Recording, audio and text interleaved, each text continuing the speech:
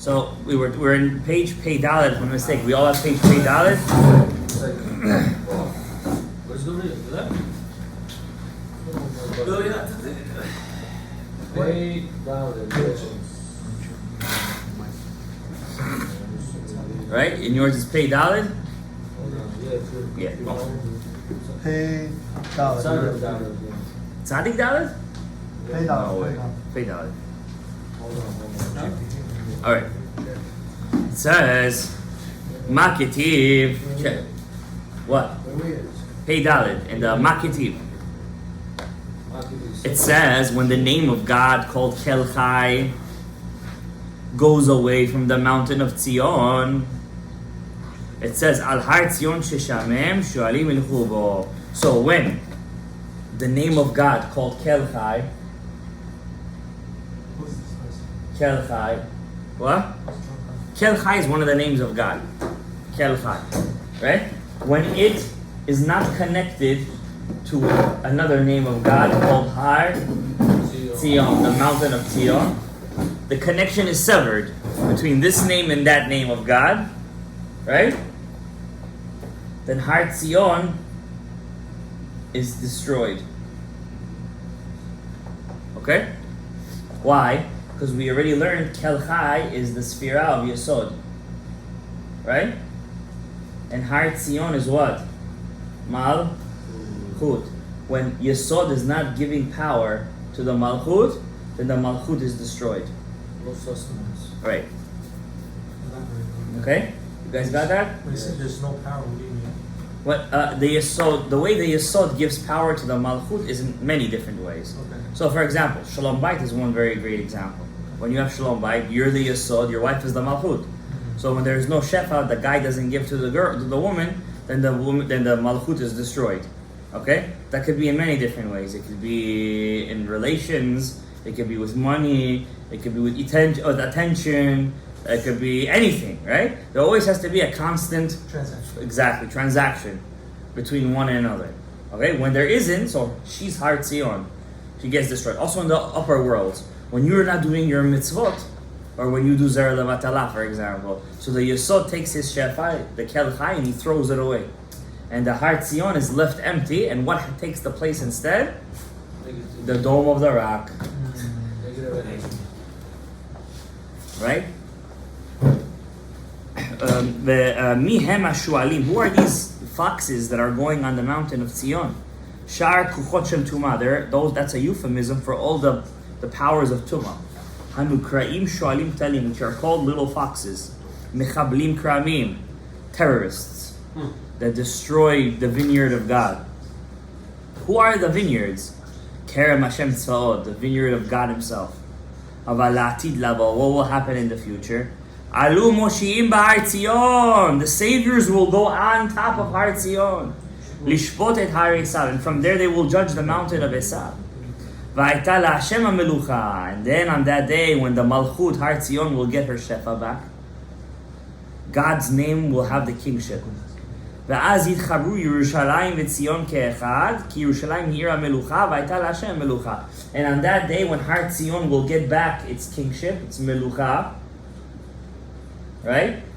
Then Har Zion will combine with Yerushalayim, right? And it's going to be one.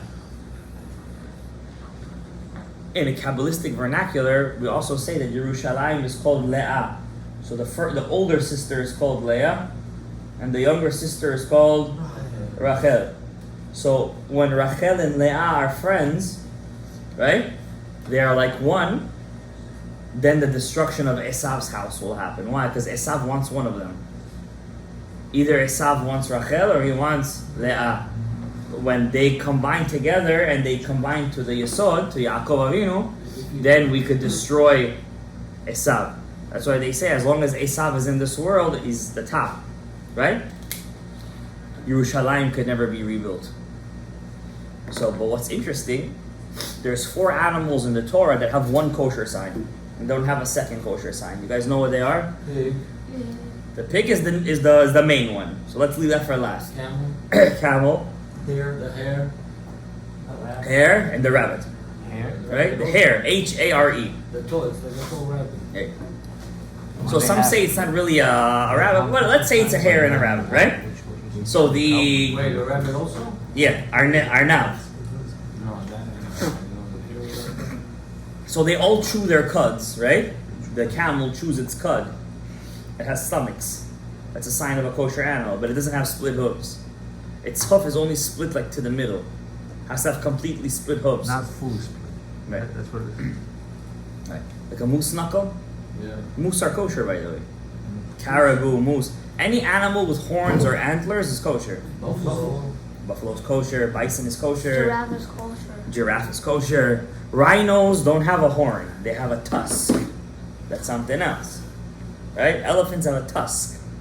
That's something else. What's that whale who has a tusk? Oh, narwhal. Narwhal. Right? It's not a horn. It's a tusk. The tooth. It's a tooth. It's a really big tooth. Right? So those are not horns. I always thought it was a horn. Hmm? I thought it was like a unicorn No. or something. No, it's So anything with a horn is kosher? kosher, yeah. So It's unicorn interesting. If you go through the whole world, you'll always find anything with a horn has split So hooves. giraffe is a kosher? Yes. It has a horn. Unicorn You is just don't eat it. We don't know And it where. has those two horns. No, we do know where to cut it. It's not our tradition to eat it. There's no demand for it. There's no demand for it. So how do you slaughter the giraffe? I mean, which part of the... Anywhere. Ready? So unicorn's kosher? Anyone Hmm? Are unicorns kosher? There's no such thing as a unicorn. What do you mean? I thought there was. You mean a re'em. Sure. A re'em. A re'em is not a unicorn. It's an aurochs. It's Aurochs ox is with one horn. it's an extinct form of a bull. Nice. It's an extinct form of a bull. It's called a wild bull. They're extinct. It's called an aurochs. They grow to like 6-7 feet tall. It has like a horn. It has a horn. It has Looks horn. like a That's wings mountain. No, that's a Pegasus. Oh. But you're confusing the It's Pegasus. already disgusting. Yeah, it's It's already. an ox with one horn. A Pegasus The really? one that Adam shachted. Right. There was only one with one horn, right? That was the one from Adam, Yeah. right? Adam had to be pretty strong to take down an aurochs, right? So it says. So why did I bring that down? So the three animals that have one kosher sign that they chew their cud. That's the four. That's the three galuyot, the three exiles. Babylon is the camel. The hare and the rabbit is Persia and Greece. They came to the world and they're done. They're extinct, right? Very confusing. But the last animal is different than the other ones. Chazan. The chazir, he has split hooves, but he doesn't chew its cud, right? He has split hooves, completely split. So that's Esav. Why is he called a chazir? Schutzler. We have a tradition that at the end of days, Esav, a part of him will do teshuvah. The nation of Esav will be split, and one part will do teshuvah, and he will be machzir et ha'atara leMashiach. He redeemed himself. He will actually, that part of Esav will actually return the crown back to Am Yisrael. For good. Yeah. Let me see them getting. So that's why he's called a chazir, pig in Oh, Lahzir. Lahachzir. Oh, Yeah, that's why it's called a chazir. I don't know. I thought Eh? but you always Ah, get it. look at Right, the that. Gemara says it's the most delicious meat. Just for that, it Hazir? was worth coming. They know. Huh? They know, it's tradition. Things like Just like they know that there is a fish that tastes, a kosher fish that tastes exactly like a chazir. How could they compare that? Huh? How could they compare They that? knew, they have a tradition. Just like they knew that all animals with horns are kosher. Somebody have to eat it. What they- Somebody have to eat it. Ah. No, it's tradition. No, somebody have to eat He's it. actually really Okay, sweet. before we No. get the Torah, before we get the Torah, we eat it. Oh, it's- I have a pig. Why can't it be Baruch HaKodesh? Why can't it be Halacha Moshe maybe it was Sinai? a- maybe it was a Abba, do you know boy. that- Maybe it was a boy. He was a good. Abba, do you know like high school there's like that Yeah, fish it's shop? founder. Like, Hogwash. when you go next to smells. Okay. What line are we on? We are on 1, 2, 3, or fifth line from the top. כי- כי ירושלים עיר המלוכה, והיה השם המלוכה. וזה סוד גילי מאוד בציון. That's a secret where we say, be happy, rejoice the daughter of Zion. Rejoice the city of Zion. Hari bat Yerushalayim, be happy, the daughter of Yerushalayim. And we, when we Jews, Beshuva Sfirot L'Tikunan, when we will bring back God's Midot, the Sfirot, to its correct place, Ma Ketiv, Ubau ha'ovdim be'eretz Ashur v'nidchim eretz Mitzrayim v'yishtachu l'Hashem ba'arkol Yerushalayim. On that day, when our job will be complete, automatically the 10 lost tribes are going to come back to Israel. What's Har HaKodesh? Zet Zion. Yerushalayim, Yer Melucha. Right, Zion is not Yerushalayim, right? If you go to Yerushalayim, there's Mount Zion, where King David is. Then deeper in is Yerushalayim, right? So we have to connect the two. When we do our job in service of God, it's a reciprocal effect in this world. The Goyim leave us alone, and we could take everything back. But when we don't do our job, once again, like I said in the Shir, our job is not the secular Jews. Our job is the religious Jews. We gotta do our job. Then automatically the whole body starts to work, right? Thank you.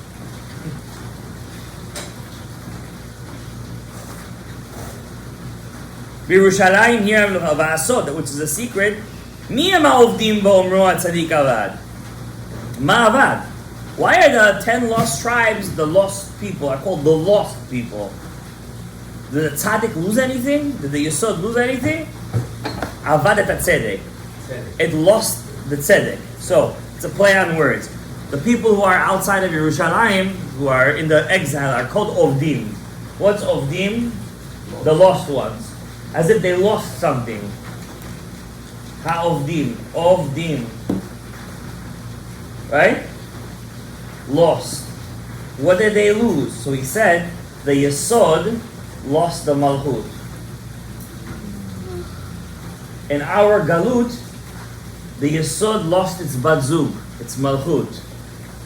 Who's our Huh? Who's our So in our personal life, it's like our wife. Correct? But in general, the Jewish people in general, it's like we're lost to God. We lost the Shekhinah. We lost the Shekhinah. We lost the divine presence. That will be actually a better example. Correct? Because you have to understand, it's been 2,000 years since we had a prophet in our life. We had many holy people.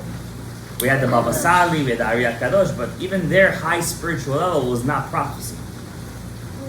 Right? We're missing that. We're missing we're missing the Sanhedrin.